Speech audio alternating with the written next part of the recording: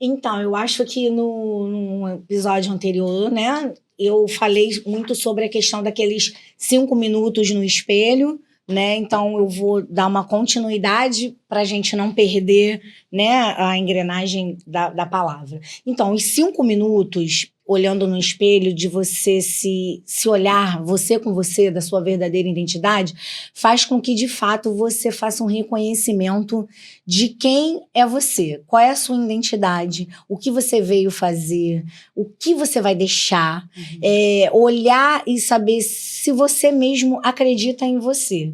Porque eu acho que às vezes a gente fica muito esperando no que os outros acham, o que os outros vão achar, e na verdade a força está dentro de nós.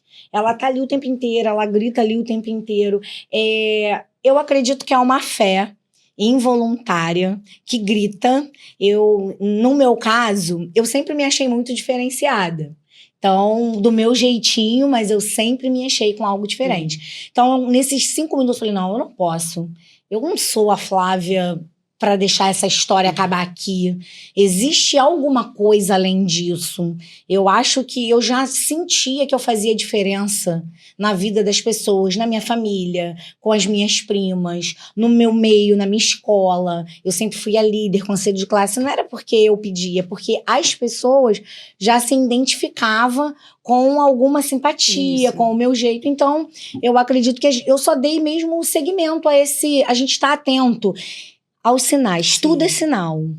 Tudo a gente precisa estar sensível a entender, a ouvir o que de dentro fala para você, aquela vozinha, né? Claro, a gente tem também vozes ao contrário, mas o que surra mais alto, o que sussurra mais alto, o que te dá mais paz quando você pensa? Porque tudo que é de Deus vem com paz. Então, eu acredito que eu potencializei isso e eu fiquei, não aceito. Vai ser diferente, eu vou conseguir, eu sempre fui. Eu me lembrava que o meu padrasto falava muito para mim assim, filha, entenda uma coisa, na vida você vai ter muitos percursos, mas não existe vitória sem guerra.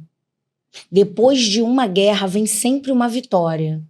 E aí vale a pena você passar as guerras para depois você desfrutar dessa vitória. Então isso aí é uma coisa que também ficava perpetuamente na minha mente, e aí a gente já vai juntando com o que é nosso, né? O nosso empoderamento, que já era pouquinho, depois ele só potencializou para poder mudar. Pura autenticidade. É isso, gente. Flávia Lira é isso. Então vamos lá. O que você acredita que foi a chave para se reerguer depois de tudo que você passou? Como encontrou essa força dentro de você? Eu quero saber. Como é que foi? Então, a independência financeira. A independência financeira, ela te dá autoridade para você escolher aonde você quer ficar, o que você não quer mais aceitar. Qual é a mesa que você vai ficar, o que você não aceita mais. Porque a independência financeira, ela te dá essa autonomia de você se escolher muito mais do que estar numa dependência, seja ela emocional, seja ela numa amizade, isso é em todos os sentidos. Eu falo em todos. No trabalho, não, eu não quero esse trabalho, porque a gente também sofre no trabalho. A gente está falando, assim, de relacionamento abusivo, de tudo que aconteceu comigo, foi no campo emocional, afetivo, mas eu ouço vários relatos. Eu tenho várias mulheres, eu faço parte de um grupo das mulheres de frente, onde hoje eu sou uma das líderes de lá também, somos 20 mulheres e a gente foi escolhida. E assim, a gente vê amigas de farda, amigas que já passaram por isso, que também estão ali pedindo socorro, pedindo ajuda. Então, assim, a independência financeira, ela te coloca no seu lugar certo, ela faz você ter boas escolhas. Enquanto eu era dependente, eu não tinha, eu vivia aquilo ali. Então, com uma oportunidade que eu tive, pelo meu jeito, pela minha postura, sempre foi. Pela minha postura, pelo meu posicionamento, aí eu tive uma oportunidade de virar. Eu falei, é agora. Aproveitar a oportunidade que bateu na minha porta. Porque eu fui trabalhar... A primeira oportunidade que eu tive foi de ser recepcionista da clínica da minha comadre. Primeiro era para poder fazer fechamento da Unimed.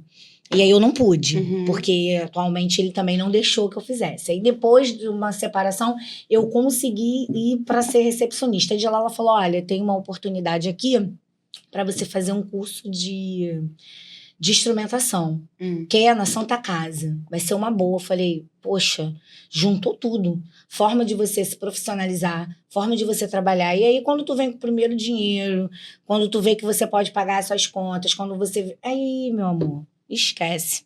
Aí a gente realmente entra um superpoder das mulheres superpoderosas e a gente começa a colocar as coisas no lugar. Porque a dependência financeira faz você aceitar muita coisa. Isso mesmo. Que, infelizmente, isso é uma realidade, a gente não né, consegue Flávia? reverter. É verdade. E você sempre foi empreendedora, né? Isso, uma mulher empreendedora. Mas depois de tudo, qual foi o maior desafio de empreender sozinha, sem apoio? Então, depois de tudo, eu acho que, assim, empreender é sempre um desafio, né? A empreendedora, ela tá sempre em busca, porque uma hora tá bom, tem que ter coragem. É diferente de uma CLT, que a gente tá ali fixa. Tem que ter, na verdade, uma vontade muito grande de arriscar. Empreender é arriscar todos os dias. Porque a gente nunca sabe o que tá certo. O empreendedor, ele nunca tá estável. E ele tem que estar sempre em busca de estar numa atualização. Então, eu acho que, assim, o risco a gente corre sempre. Não tem qual foi o momento, né? Que eu me senti sozinha. A gente tá sempre sozinha, mas nunca sozinha. Porque com as outras empreendedoras a gente nunca tá só. Então a gente se une. Isso aí. É a questão da força uma com a outra, com a troca. O que você tá fazendo, o que eu tô fazendo, o que eu posso fazer pra melhorar, o que eu posso aprender contigo, o que você pode me doar, o que você pode compartilhar comigo. E nesse ramo, a gente vai se conhecendo e a gente vai dando virada. Existe os network, que é muito importante, né?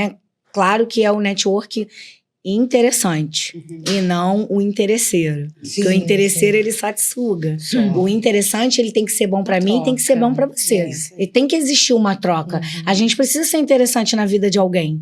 De alguma forma, seja lá qual for. Não tem essa. A vida é troca. Troca não é interesse. Troca é interessante. Então, é sobre isso. Fica a dica.